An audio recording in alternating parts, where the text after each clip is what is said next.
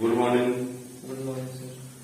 आप लोगों ने लास्ट लेक्चर में आपने देखा था त्रिकोणमिति में sine A plus B tan A plus B cos A plus B sine 2a cos 2a tan 2a का फार्मूला हमने बताया है। अब आज हम एक तो आप फार्मूला थोड़ा सा बता देते हैं cot a प्लस बी का, बल्कि cot a प्लस बी का फार्मूला ये कैसे आप प्रूव करके बता देते हैं। वैसे आप लोगों को जरूरत पड़ेगी नहीं प्रूव करने के लिए, जो मैथ वैथ में लेके पढ़ेंगे। ये फिजिक्स का टॉपिक जो है तो फिजिक्स में कॉन्सेप्ट केवल आपको फार्मूला मालूम होना चाहिए कैसे यूज कहाँ क्या करना है। प्रूफ के साथ जरूरी है नहीं, वैसे फिर भी हम बताएंगे। तो अभी तक जो आपने पढ़ा है वो साइन ए प्लस बी का पढ़ा है, cos ए प्लस बी का पढ़ा है, tan ए प्लस बी का पढ़ा है, और इसी में साइन ए माइनस बी का भी, और cos ए माइनस बी का,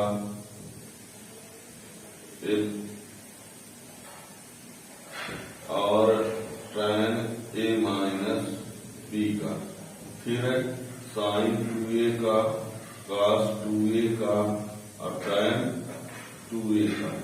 ये फार्मूला हमने सब बता दिया है, इन सब का फार्मूला हमने बताया है। ठीक, आज हम काट A plus B equal to क्या होगा ये बताना चाहते हैं। काट A plus B equal to क्या होगा। सही है, तो आप लोग 9th और 10th में पढ़े ही हैं कि यदि आपको साइन और कास की वैल्यू पता हो, साइन और तो साइन अपान कास कर दोगे तो tan आ जाएगा, और कास अपान साइन कर दोगे तो काट आ जाएगा। इतना तो क्लियर है। तो आज हमको लाना है काट ए प्लस बी। तो काट ए प्लस बी की जगह पर हम कास ए plus B upon sign A plus B लिख सकते हैं। तो यहाँ देखिए, इसके बदले हम क्या लिखेंगे, कास ए plus B upon sign A plus B. ठीक है, अब क्या करेंगे, कास ए प्लस बी का फार्मूला होता है कास ए कास बी माइनस साइन ए साइन बी। ये कास ए प्लस बी का फार्मूला है। और साइन ए प्लस बी का होता है साइन ए कास बी प्लस कास ए इंटू साइन बी। ये इसके जगह हमने कास ए plus B upon sign A plus B लिख दिया। कास ए प्लस बी का ये फार्मूला होता है कास ए कास बी माइनस साइन ए साइन बी। ये मत सोचिए गलती से हमने माइनस लिख दिया, कास में प्लस में माइनस ए होता है ना। ये साइन ए प्लस बी। फिर क्या करते हैं देखना,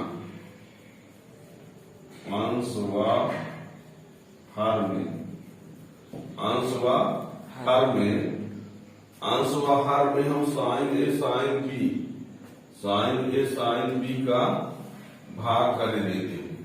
अंश व हर में साइन ए इंटू साइन बी का भाग देने पर, मतलब है अंश व हर में, अंश वाले पद में भी और हर वाले पद में भी, अंश वाले पूरे पद में साइन ए साइन बी का भाग, और हर वाले पद में भी साइन ए साइन बी का भाग।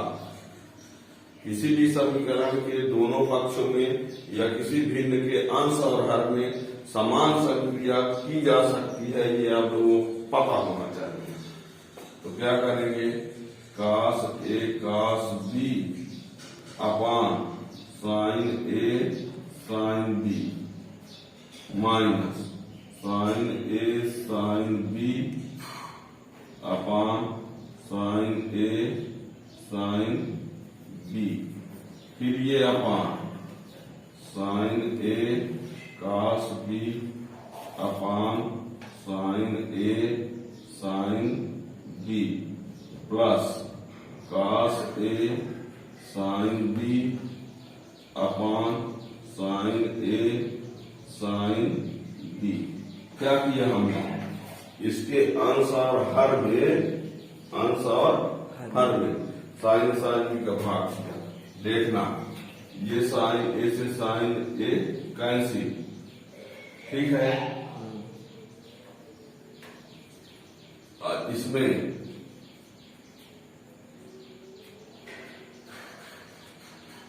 ये क्या हो जाएगा, ये तो कोई कैंसिल नहीं होगा, ठीक है ना।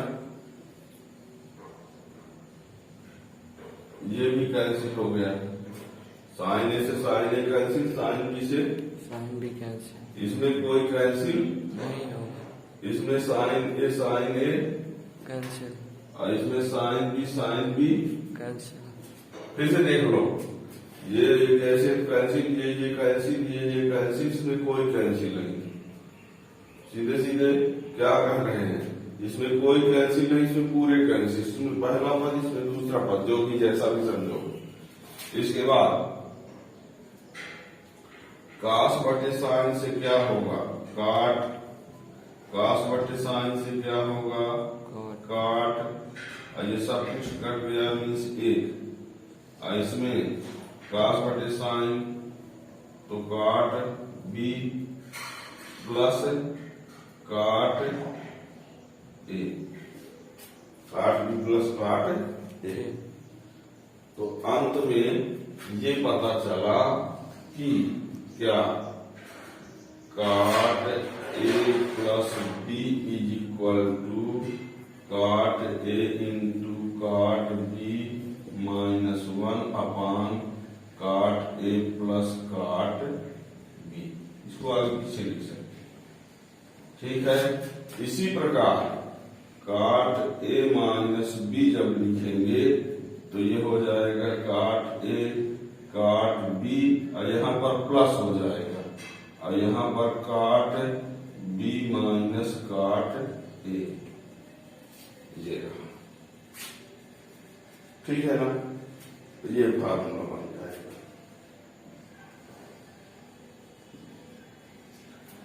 तो हमने इसके पहले ही जगह फार्मूला बताया था ए प्लस बी में, है ना। ये सब फार्मूला पीछे लेक्चर में आप देख सकते हो, ये सब हमने बताया है ना, ये सब पीछे बताया है, देख लेना पीछे। अब यहाँ पर देखो, काट ए प्लस बी भी मिल गया, काट ए माइनस बी भी मिल गया। फिर हम क्या करें, यदि हम बी के जगह पर ए लिख दें, यदि बी के जगह पर ए लिख दें तो हमको किसका फार्मूला मिल जाएगा, काट 2a का, है ना। बी के जगह पर यदि ए लिख दें तो किसका फार्मूला मिल जाएगा, देखना। ये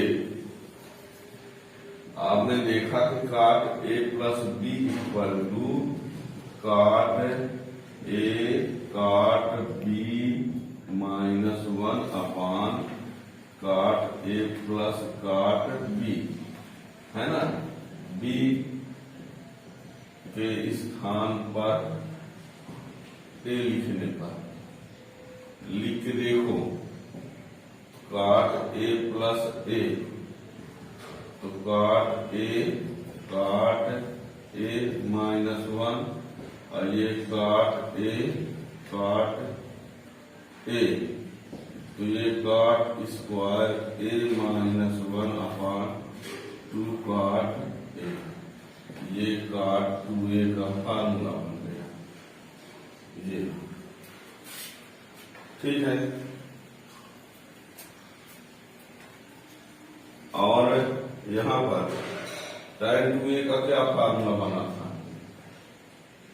tan 2a का फार्मूला यहाँ पर याद होगा, देख लेना। हमने कहा वैसे ये होता है 2 tan a upon 1 minus tan square के आया था, ये है ना। इसमें ये आया है, इसमें ये आया था, ठीक। अब यहाँ पर tan a प्लस, अब ये सब फार्मूले अब ये नहीं कि आज हमको मालूम नहीं है, वो टाइम लगेगा उसमें लिखने में, हमने पीछे बताया है, सब देख लेना, ठीक है ना। अब यहाँ हम एक क्वेश्चन बोल रहे हैं, इससे रिलेटेड है, वो ये है, देखना।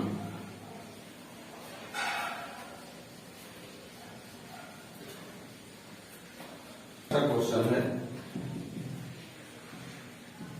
वो लिखा है यदि tan A बराबर 5/6 तथा tan B बराबर 1/11 तो सिद्ध करो कि A प्लस B बराबर 45। ये क्वेश्चन tan A बराबर 5/6 है, tan B बराबर 1/11 है, तो सिद्ध करो कि A प्लस B बराबर 45 अंश। ठीक, ये कोई क्वेश्चन है। कहेंगे ये क्वेश्चन हम कैसे सॉल्व करेंगे, तो सुनो। सबसे पहली बात तो ये है कि यहाँ हमको tan A की वैल्यू दिया है, tan B की वैल्यू दिया है, A प्लस B की लाना है, यानी दिखाना है कि A प्लस B बराबर 45। अब A प्लस B कैसे आएगा, आपके सामने A प्लस B साइन में भी हो सकता है, A प्लस B काश में भी जानते हैं, A प्लस B tan में भी जानते हैं, और A प्लस B काट में भी जानते हैं। ठीक, यदि A प्लस B का कोई फार्मूला लगाएंगे तो A प्लस B तो आ ही जाएगा। पर अब बात ये है कि यदि हम साइन वाला फार्मूला लगाते हैं तो हमको साइन और काश का मान चाहिए, साइन और काश, जो कि नहीं दिया। यदि हम काश A प्लस B वाला फार्मूला लगाते हैं तब भी हमको साइन A काश B काश A साइन B की चाहिए, जो कि नहीं पता है, तो ये भी नहीं लगा सकते। यदि कोई कहे सर हो गए तो काट वाला लगा देते हैं, काट A प्लस B लगाएंगे तो काट A की वैल्यू और काट B की वैल्यू चाहिए, जो कि हमको नहीं पता है। तो यदि tan A प्लस B लगाते हैं तो उसमें हमको tan A की वैल्यू चाहिए और tan B की वैल्यू चाहिए, और वो दिया भी है। अर्थात कन्फर्म ये हुआ कि हमको इसमें tan A प्लस B का फार्मूला लगाना पड़ेगा। हो सकता है कोई क्वेश्चन देखते समय समझ जाए, पर हम बता रहे हैं। कोई कहेगा हम A plus B sine A वाला लगा दे, तो लगा के बैठे रहो, साइन A और फाइन A B का पता ही नहीं है, इसलिए हमको क्या लगाना पड़ेगा, tan A प्लस B का फार्मूला लगाना पड़ेगा। क्या लगाना पड़ेगा, tan A प्लस B का फार्मूला। तो देखो हल हम जानते हैं, क्या जानते हैं कि tan A प्लस B बराबर tan A plus tan B upon 1 minus tan A into tan B, ये फार्मूला होता है, हमने इसको पीछे पढ़ाया है। अब tan A की वैल्यू रख दो, कितना जो दिया है 5/6 प्लस tan B की वैल्यू रख दो 1/11, 1 माइनस 5/6 गुणे 1/11। अब कुछ लोगों तो मैथ में इतने वीक है कि वो कई बटे देख कर भी डर जाते हैं, तो अब क्या किया जाए, उसके लिए आप छोटी क्लास में भी ठीक से पढ़ना। अब इसका एलसीएम ले लेंगे, 5 और 11 का एलसीएम 66, ये और ये 11 × 5 = 55 और 11 × 1 = 11 × 6 11 × 5 = 55, 5 1 कम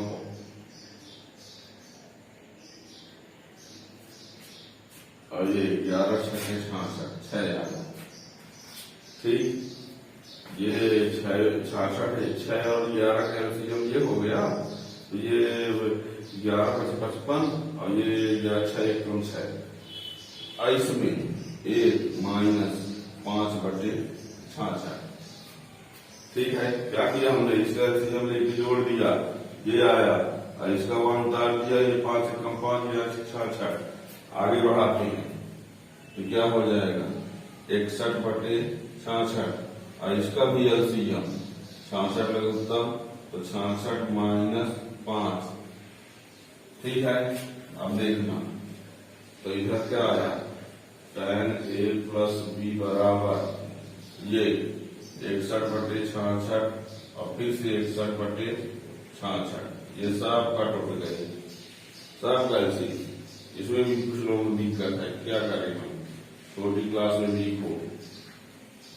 ये आप बताना tan A + B बराबर 1 है, tan A + B बराबर 1 है। अब ये आपको सोचना होगा कि त्रिकोणमितीय अनुपात में एक किसका मान है, वो भी tan के साथ। ये ना कह दे रहा कि सर sin 90 का मान है, अरे sin 90 का मान एक है, हम मान रहे हैं, ठीक है, बिल्कुल ठीक है, 100% sin 90 का मान है। पर हमें जिधर जब tan है तो प्रयास करो कि ये tan में किसका मान है, ये बता दे, प्रयास करो है। sin 90 का मान है, दूसरा कहता है नहीं सर sin 90 का नहीं, क्लास 0 का है, उसका भी सही है दोनों का सही, पर दोनों काम यही नहीं करेंगे, यहाँ पर दोनों काम नहीं कर पाएंगे। sin 0 का cos 0 का मान भी एक होता है, बिल्कुल सही है, sin 90 का मान एक होता है, बिल्कुल सही है, लेकिन ये दोनों जो सही है वो यहाँ काम ना कर पाएंगे, अपनी जगह वो भले सही है।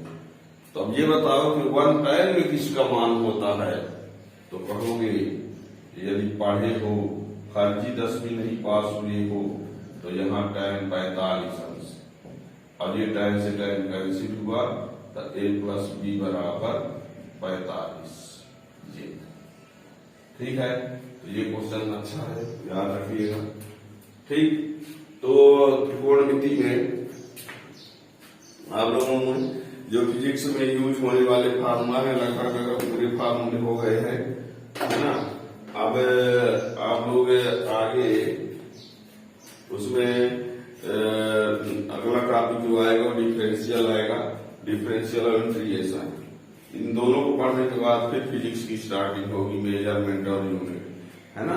तो बेसिक मैथमेटिकल कॉन्सेप्ट को आप लोग जब पढ़ के चलेंगे तब तो आप लोगों को फिजिक्स में जहां भी यूज होता रहेगा तो करते जाएंगे। यदि आपने ये सोचा कि मैथमेटिकल को छोड़िए, आप वहां से शुरू करिए मेजरमेंट और यूनिट से, तो हमेशा के लिए विकलांग बने रहोगे, है ना।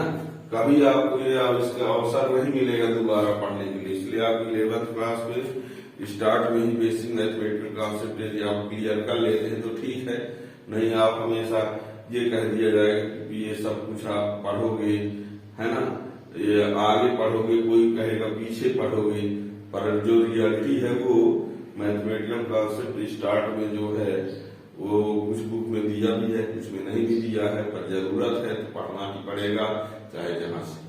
ठीक है, तो आगे का जो टॉपिक लेके हम आएंगे वो डिफरेंशियल अवकलन, ठीक है ना। तो थैंक यू।